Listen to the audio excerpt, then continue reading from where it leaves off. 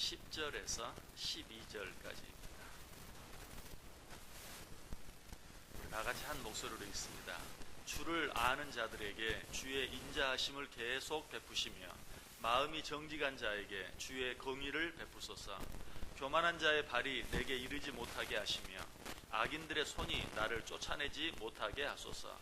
악을 행하는 자들이 거기서 넘어졌으니 엎드러지고 다시 일어날 수 없으리이다.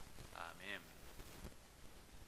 자, 시편 36편 마지막 부분에 이르게 되었습니다. 자, 시편 36편은 지금까지 우리가 살펴본 내용들은 어떤 내용들이 있었습니까? 의인들의 모습은 어떠한가, 그리고 악인들의 모습은 어떠한가. 다른 말로 하면 의인들의 특징은 무엇이고 악인들의 특징은 무엇인가 하는 것을 지금까지 여러 가지로 우리에게 말씀해 주었습니다.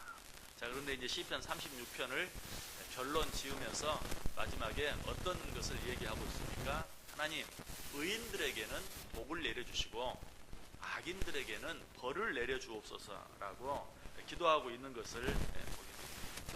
자, 그런데 시인은 구체적으로 먼저 의인들에게 복을 내려달라라고 말하면서 어떻게 복을 내려달라라고 기도하고 있습니까? 오늘 본문 10절에 보시면 주를 아는 자들에게 주의 인자하심을 계속 베풀어 주옵소서라고 기도하고 있는 것을 보게 됩니다. 10절 다시 보세요. 주를 아는 자들에게 주의 인자하심을 계속 베푸시며. 자, 여기서 우리가 먼저 생각해야 될 것은 왜 의인들에게 복을 달라고 기도하면서 주여 의인들에게 주의 인자하심을 계속 베풀어 주옵소서라고 말하지 아니하고 주를 아는 자들에게 주의 인자하심을 계속 베풀어 주옵소서라고 말했는가?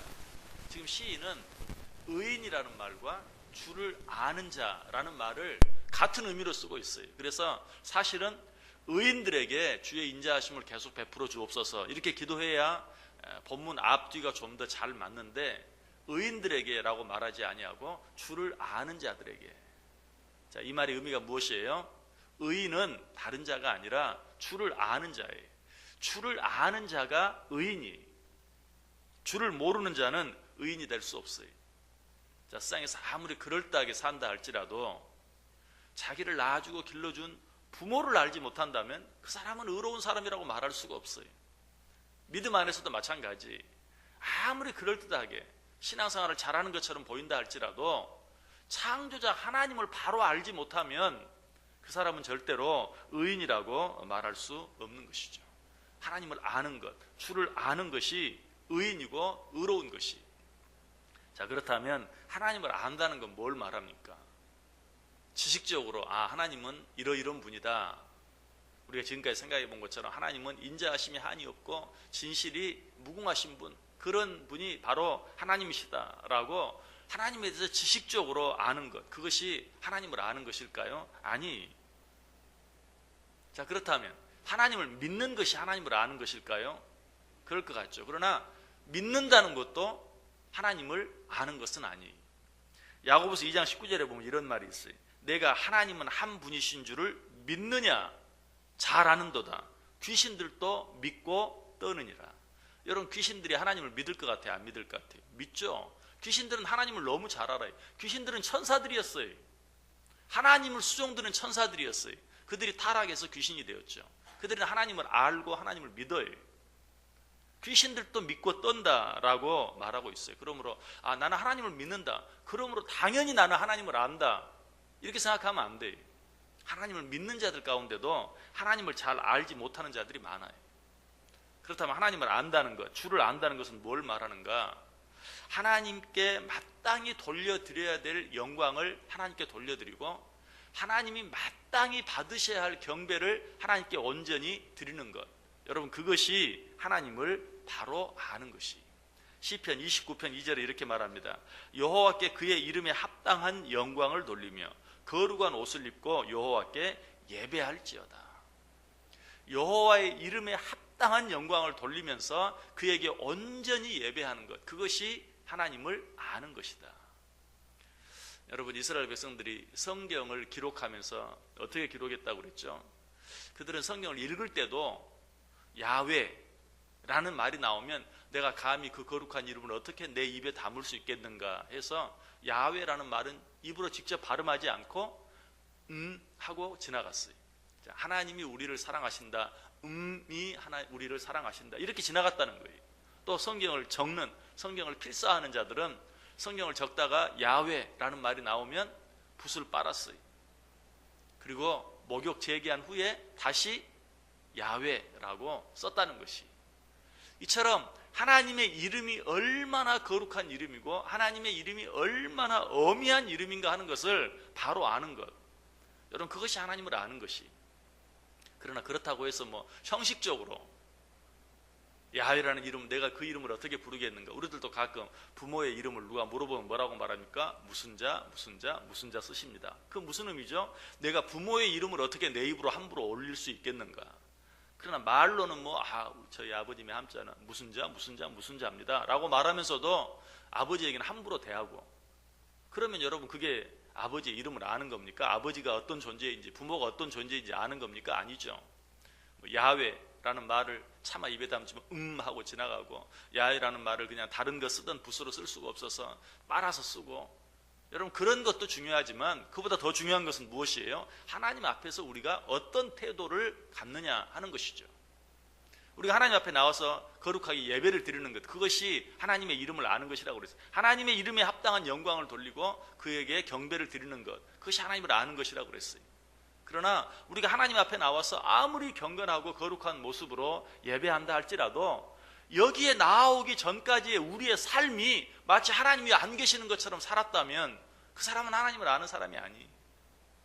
하나님을 아는 사람은 예배당에 나와서 옷깃을 한번 여미고 정말로 바른 태도로, 경건한 태도로 예배 드리는 것, 그것도 중요하지만 더 중요한 것은 뭐라고요? 여기 나오기 전까지 어떻게 말하고 어떻게 행동하며 살았는가.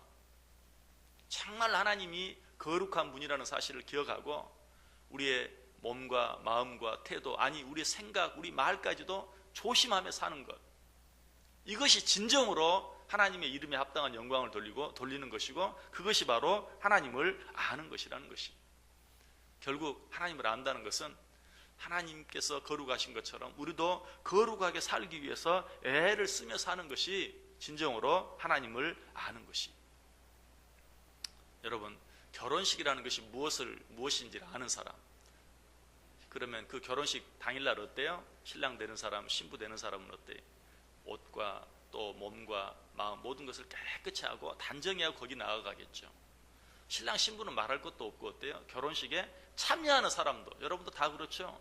결혼식에는 옷을 함부로 입고 가지 않아요. 왜? 결혼식은 거룩한 예식, 1년에 한 번 있는 거룩한 예식이라는 것을 알기 때문에 결혼식에 가는 손님도 함부로 옷을 입고 가지 않아요. 당사자들은 더 말할 필요가 없죠. 그런데 결혼식에 참여하는 신랑 신부가 그저 그날 하루만 예쁘게 단정하게 깨끗하게 하고 결혼식에 참여하면 그 사람이 결혼식의 의미를 바로 아는 것입니까? 아니죠. 정말 결혼식의 의미를 바로 아는 신랑 신부라면 어때요? 결혼식 그날까지 자기의 몸을 깨끗하게 하고 더럽히지 아니하고 준비하는 것, 그 사람이 바로 진정으로 결혼식의 의미가 무엇인지를 아는 사람이에요. 하나님을 아는 것도 그래요. 하나님 앞에 나와서 거룩한 모습으로 예배하는 것, 그것도 중요하지만 이 자리에 나오기 전에 어떤 모습으로 살면서 하나님께 예배 드리는 자로서 준비했는가, 그것이 보다 더 중요하다는 것입니다. 뿐만 아니라 하나님을 안다고 하는 것은 지식적으로 성경에 나와 있는 그런 내용들에 대해서 하나님을 아는 것, 그런 것이 아니라 경험적으로, 체험적으로 하나님을 아는 것을 말해요. 하나님과 인격적인 교제를 나누고 하나님과 깊이 사귀어보고 하나님께 기도했을 때 그 기도의 응답을 체험하고 하는 이런 모든 것들이 하나님을 아는 것이.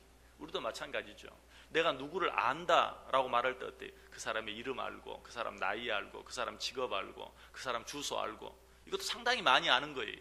그러나 나 그 사람 알아 라고 말할 때는 그런 의미가 아니, 그 사람을 여러 번 만나보았고 그 사람과 교제해 보았고 그 사람의 성격도 알고 하는, 그 사람과 어떤 그런 관계 속에서 그 사람을 아는 것, 이것이 어떤 사람을 안다는 의미. 그래서 심지어 성경은 안다는 의미를 남자와 여자가 성적인 관계를 맺는 것으로 표현하기도 해요. 세상적으로도 그렇죠. 남자를 안다, 여자를 안다라는 의미가 남자는 그런 사람, 여자는 그런 사람, 이게 아니죠. 남자를 안다, 여자를 안다는 것은 남자와 여자를 경험해 본 것을 이야기해요. 그래서 마리아가 예수 그리스도를 잉태했을 때도 천사가 네가 아들을 낳을 것이다. 그때 뭐라고 말합니까? 내가 사내를 알지 못하는데, 그 말은 무슨 말입니까? 남자와의 그런 성적인 관계가 없었는데 하는 그런, 이 안다는 말은 그처럼 깊은 의미가 있어요. 근데 오늘 본문은 뭐라고 말해요? 하나님을 아는 자, 주를 아는 자. 이 말은 지식적으로 하나님을 아는 것이 아니라 경험적으로, 체험적으로 그와의 깊은 인격적인 교제 가운데 하나님을 아는 것을 말해요. 아모스 3장 2절에 보면 이런 말씀이 있어요. 내가 땅의 모든 족속 가운데 너희만 알았나니. 이스라엘 백성들 향한 하나님의 말씀이에요. 내가 땅의 모든 족속 가운데 너희만 알았다. 그러면 하나님은 다른 족속은 몰랐습니까? 이방 족속들은 몰랐습니까? 아니, 내가 너희만 알았다는 말은 너희만 특별히 사랑했다 하는 그런 의미. 내가 너희와 늘 함께하면서 너희를 특별히 사랑했다라는 그런 의미. 여러분, 하나님을 아십니까? 하나님을 얼마나 아십니까? 하나님은 당신을 깊이 인격적으로 당신을 아는 자들을 기다리고 계세요. 그런 자를 찾고 계세요.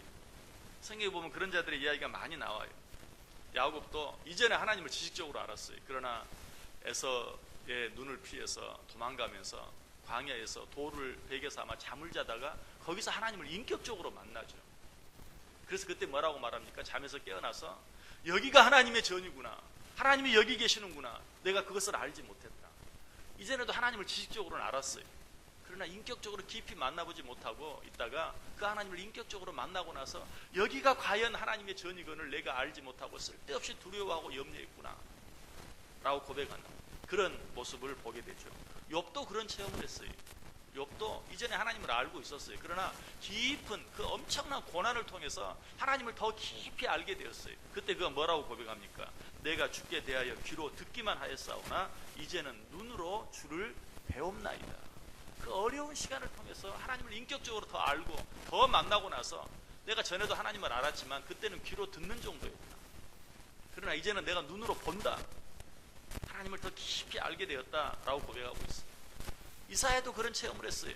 이전에도 그는 하나님을 알았어요. 그러나 진정으로 하나님을 만나고 난 후에는 뭐라고 말합니까? 화로다 나여 망하게 되었도다.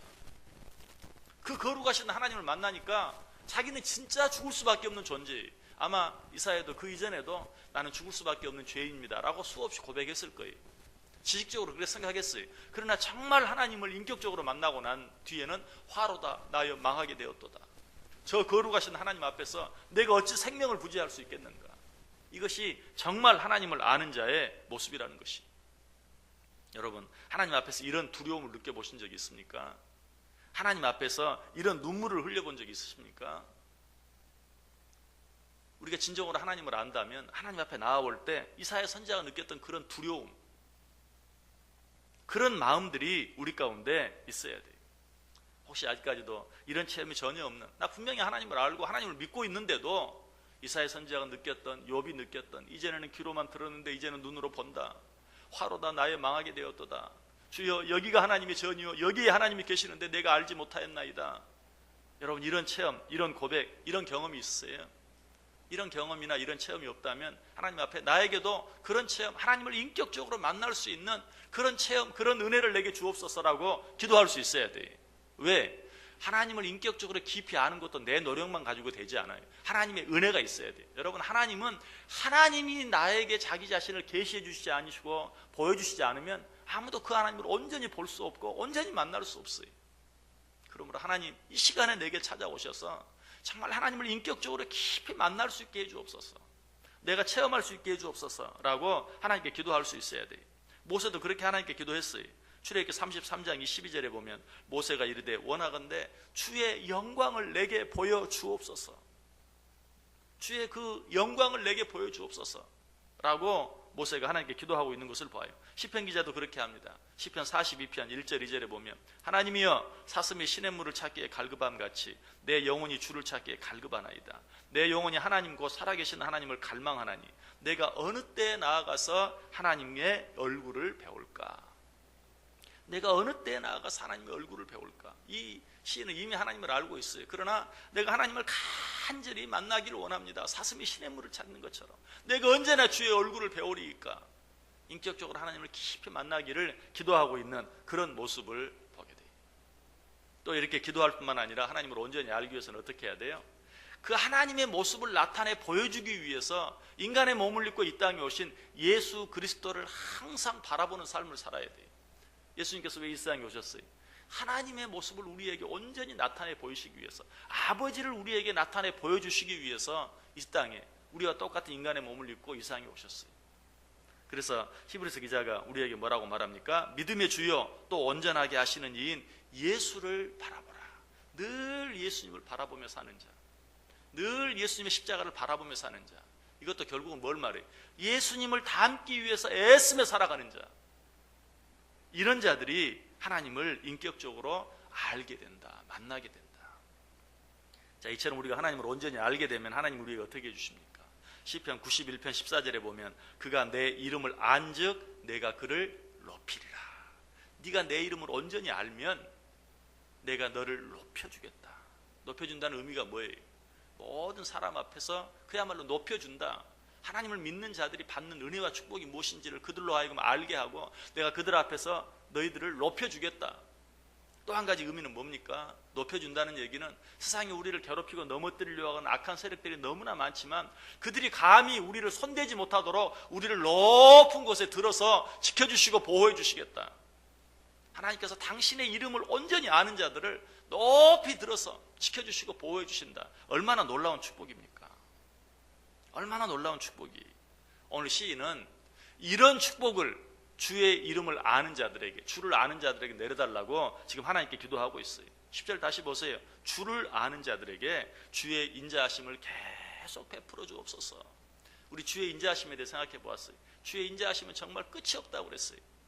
영원한 것이라고 그랬어요. 그런 주의 인자하심을 주를 아는 자들에게 계속 베풀어 주옵소서. 여러분, 이 하나님의 인자하심을 받아 누리기를 원하십니까? 어떻게 해야 돼요? 하나님을 알아야 돼요. 하나님을 인격적으로 만나야 돼요. 하나님을 알기만 하면 하나님이 그런 자를 높여주세요. 하나님을 바로 알기만 하면 하나님께서 그런 자들에게 당신의 인자하심을 계속 베풀어 주시는 것이.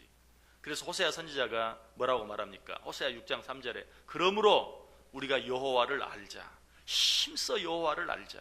그의 나타나심은 새벽빛같이 어김없나니 비와 같이 땅을 적시는 늦은 비와 같이 우리에게 임하시리라. 여호와를 알자. 힘써 여호와를 알자. 여호와를 아는 것이 뭐라고요?